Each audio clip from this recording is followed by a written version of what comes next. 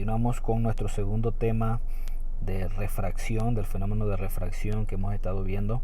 El primero que vimos en el video anterior fue índice de refracción, tema importante para poder entender en qué consiste la ley de Snell. Obviamente observamos en el video anterior también qué era el fenómeno de refracción y qué sucedía con las velocidades cuando la luz incidía de un medio a otro medio. Pudiera ser de menos denso a más denso o de más denso a menos denso. La ley de Snell da una idea general de cómo poder igualar lo que pasa antes del fenómeno de refracción y lo que pasa ya después con el haz refractado.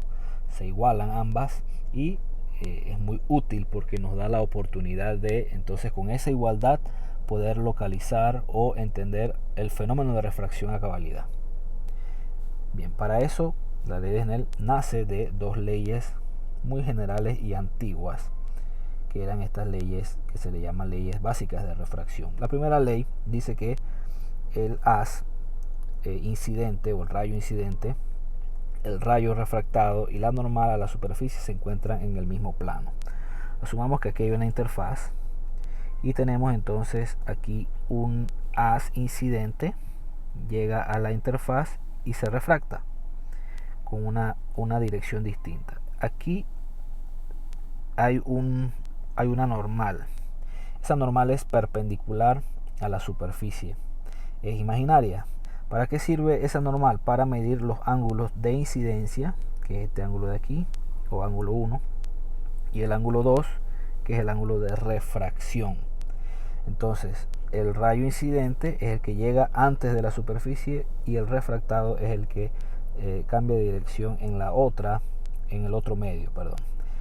Esta primera ley nos dice que el rayo incidente, el refractado y la normal se establecen en el mismo plano y usted lo puede observar aquí. Aquí es como si hubiese un plano cartesiano en donde el eje de la X viene siendo la superficie y la normal viene siendo el eje de las Y. Es algo parecido, ahí usted puede observar ese plano. Y la segunda regla dice que la trayectoria de un rayo refractado en la interfase entre dos medios es exactamente reversible. ¿Qué quiere decir eso? Eso quiere decir que yo puedo pasar de un medio a otro medio y observar el mismo fenómeno. Por ejemplo, asumamos que yo tengo aquí una interfaz, de un medio menos denso a un medio más denso y yo puedo igualar eso matemáticamente. Lo que pasa allí es perfectamente igual a si yo tengo todo lo contrario, lo tengo de un medio más denso a un medio menos denso. Eso es lo que quiere decir. Y de esta segunda regla salió entonces el planteamiento del señor Snell. ¿Qué dice el señor Snell? Dice que él separa la parte incidente de la parte refractada y lo iguala. Lo vamos a ver con más detalle, pero esto que está aquí fue lo que les mencioné anteriormente. Tengo el medio 1, el medio 2. No necesariamente el medio 1 es el menos denso, puede ser todo lo contrario, puede ser inclusive más denso que el medio 2. Pero lo que quiere decir acá es que la luz incide, llega a la interfaz o a la superficie y se refracta entonces en otra dirección con otro ángulo de refracción. Vamos a ver en qué consiste o cuál fue el enunciado de este señor. Este señor era un astrónomo danés, Wilbrod Snell. ¿Qué estableció Wilbrod Snell? Él estableció que la relación entre el seno del ángulo incidente, pues el seno del ángulo 1, esta relación de cociente de división era igual a la relación de división también de las velocidades, la velocidad 1 y velocidad 2, tomando en consideración que estas velocidades cambian dependiendo de los medios.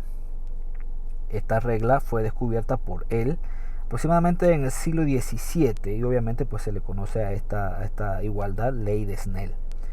hay una manera alternativa de establecer esto, que es utilizando índices de refracción. Pero quedaría de esta forma, quedaría seno del ángulo 1 entre el seno del ángulo 2 sería igual a n2 sobre n1. Es al revés que como está en la que les mencioné anteriormente. ¿Por qué? Bueno, esto sale de esto que les voy a explicar aquí. Voy a analizar de aquí para llegar acá. Si yo tengo aquí seno del ángulo 1 entre el seno del ángulo 2,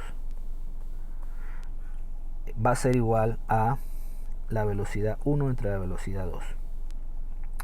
Para colocarlo de una manera lineal, entonces lo que está en los denominadores, esto que está en los denominadores, pasan multiplicando al otro lado de la ecuación. Entonces lo hacemos de esta forma. Quedaría V2, quedaría V2 por el seno del ángulo 1 igual a V1 por el seno del ángulo 2. Tomando en consideración que el índice de refracción n,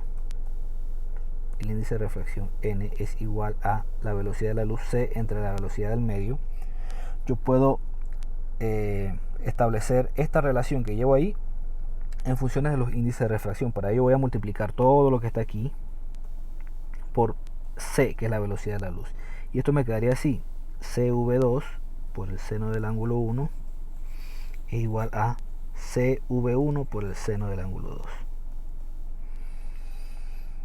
Pero no puedo establecer esto así, no puedo dejarlo así. Lo que voy a hacer es pasar, para que tenga esta forma, pasar la v al otro lado, esta para acá y esta para acá. Quedaría de esta forma: c entre v1 por el seno del ángulo 1 es igual a c entre v2 por el seno del ángulo 2. Y como c entre v es n, entonces a este c entre v1 lo voy a llamar n1. Seno del ángulo 1 es igual a n2 seno del ángulo 2. Y esto que está aquí es lo mismo que está acá. Hay otros libros que lo colocan con subíndices distintos. Le llaman a n1, le llaman n incidente, ni, seno del ángulo incidente, igual a nr, que es de refractado, por el seno del ángulo r. Y es perfectamente lo mismo, lo podemos utilizar como usted desee. Veamos este ejemplo que está aquí. Vamos a sacar los datos. El ejemplo dice que la luz pasa del agua al aire. Mire que hemos estado observando fenómenos del aire al agua. Vamos a ver todo lo contrario. Del agua al aire significa que N1 es el índice de refracción del agua. Y N2 es el índice de refracción del aire. Esto es muy importante tomarlo en consideración. ¿Cuánto es el índice de refracción del agua? El índice de refracción del agua es 1.33. ¿De dónde saqué esto? Bueno, aquí el problema me lo da, pero también yo tengo una tabla que coloqué en el módulo que le mencioné en el video anterior, en donde están no solamente el índice de refracción del agua, sino de otras sustancias. Bien, hagamos un pequeño esquema para que observe. Tenemos agua aquí y tenemos aire acá. Entonces el haz de luz incide, llega a la superficie y se refracta, tomando en consideración de que aquí hay una normal. Es muy importante que usted tome en consideración que el ángulo de incidencia como el ángulo de refracción, ángulo 1, ángulo 2, ambos se miden desde la normal hasta el rayo, en esa dirección. ¿Por qué les hago esta observación? Porque hay algunos problemas en donde no le van a pedir el ángulo de incidencia y refracción así como se los estoy diciendo, sino que le van a preguntar, ok, dame el ángulo de incidencia pero respecto al eje horizontal. Ya sería entonces este ángulo de acá, que no es lo mismo que este de acá. que el de arriba. Estos de acá no son los mismos. ¿Cómo me doy cuenta de cuánto es este ángulo? Pues hago esta resta, ¿no? De 90 grados menos el ángulo que me dan arriba debe ser el ángulo que está acá abajo. Eso es muy importante que lo tomen en consideración, porque no todos los problemas van a ser tan explícitos y en algunas ocasiones le van a pedir cuáles son los otros ángulos que están ahí. Siguiendo con la explicación, n del aire es 1.00. ¿Por qué es 1.00? Porque más o menos se establece que la luz viaja en el vacío similar al aire. Así que el aire simula un poco lo que es vacío. No estoy diciendo que son iguales, ojo, estoy diciendo que simula bastante. Y si más o menos es la misma velocidad, entonces si tengo 3 por 10 a la 8, que es la velocidad de la luz, entre 3 por 10 a la 8, para buscar el índice de refracción, esto va a ser igual a 1.00. Así que se establece, o siempre se estipula, que el índice de refracción del aire es 1.00. ¿Cuál es más denso? Obviamente el agua es más denso que el aire, pero eso no significa de que siempre va a ir de aire a agua. Puede ser todo lo contrario, puede ser de agua a aire, de vidrio a agua, o de vidrio a aire, o la sustancia que usted quiera. Tenemos aquí un ángulo que es el ángulo de incidencia, que es de 35 grados. Ese ángulo de incidencia te dirá, bueno, pero ¿cuánto será el ángulo 2, que es el ángulo de refracción? Esa es mi incógnita. Entonces, para poder resolver esto, lo que hay que hacer es copiar la ley de Snell. N1 seno del ángulo 1 es igual a N2 seno del ángulo 2. Como lo que necesito es, voy a rayar aquí un poco, como lo que necesito es el ángulo 2, que es esto que está aquí, no puedo despejarlo simplemente así, sino tengo que despejar el seno del ángulo 2 completo. Así que lo único que haría es que esta n2 que está multiplicando la pasaría dividiendo al otro lado. Así que quedaría así: n1 por el seno del ángulo 1 entre n2 es igual al seno del ángulo 2. Y ya quedó despejado el seno del ángulo 2. Lo que tendré que hacer es simplemente, voy a cambiarlo de posición aquí.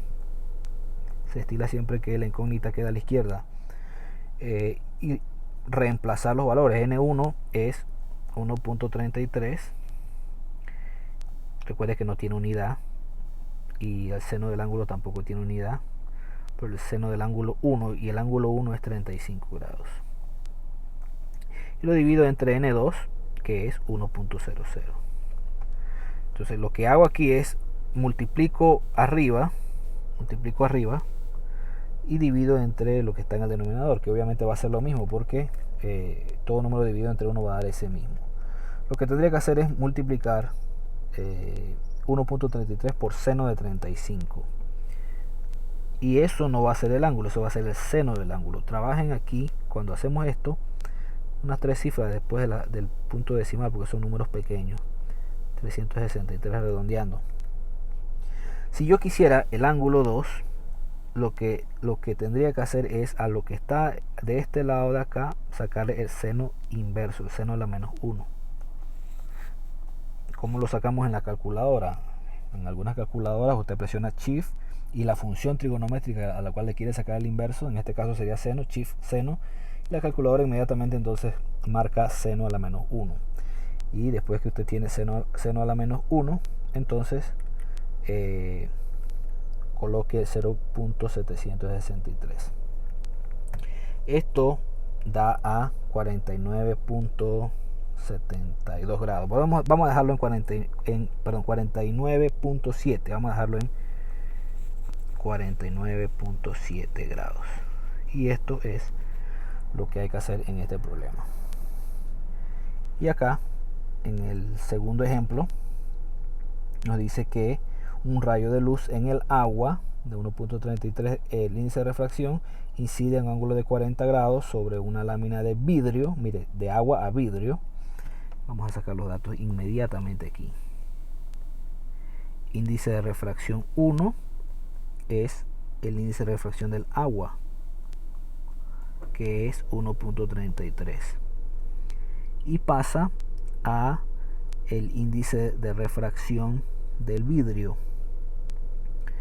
El índice de refracción del, que le vamos a llamar N2, es el índice de refracción del vidrio. Dependiendo del vidrio, pero hay algunos casos en donde el vidrio es 1.5, 52, 53, hasta 1.6, pero en general se dice, bueno, es 1.5. En este caso nos dice, pues, no nos dice el material del vidrio, nos habla de una lámina del vidrio X y que está en el fondo de un contenedor, como muestra, bueno, la figura no la tengo acá, pero la coloqué en el módulo. Si el rayo refractado forma un ángulo, mire, el ángulo de incidencia, que es el ángulo 1, es de 40 grados, y el ángulo de refracción, que es el ángulo 2, es de 33.7 grados. Ok, ¿cuánto es ese índice de refracción de ese vidrio que nos da el problema? Muy bien. Es mucho más sencillo, porque lo que hago aquí es, bueno, ya tenemos la fórmula, N1 seno del ángulo 1 es igual a N2 seno del ángulo 2. Lo que tengo que buscar es, en este caso, N2. Así que despejo N2. Por eso el seno del ángulo 2 va a pasar dividiendo. Voy a colocar N2 de este lado y lo otro del otro lado. N1 seno del ángulo 1 entre N2. ¿Cuánto es N1? Perdón, aquí no es entre N2, aquí es entre el seno. Disculpen, aquí es entre el seno del ángulo 2. ¿Cuánto es N1? N1 es 1.33 por el seno del ángulo 1, que es 40 grados. Lo divido entre el seno del ángulo 2, que es 33.7 grados. Si quiere lo puede hacer directamente en la calculadora toda la operación, o lo hace parte por parte. Hace la multiplicación arriba primero y luego lo que da en el denominador. Yo siempre trato de hacerlo por partes. Multiplico arriba 1.33 seno de 40 grados da a 0.855 redondeando entre el seno de 33.7, que es 0.555 redondeando. Entonces aquí tendría una operación de división simplemente ya para tener nuestra respuesta, y divido eso en la calculadora y me da a 1.54. No tiene unidad, y así quedaría entonces. Este sería el índice de refracción del vidrio que estamos calculando.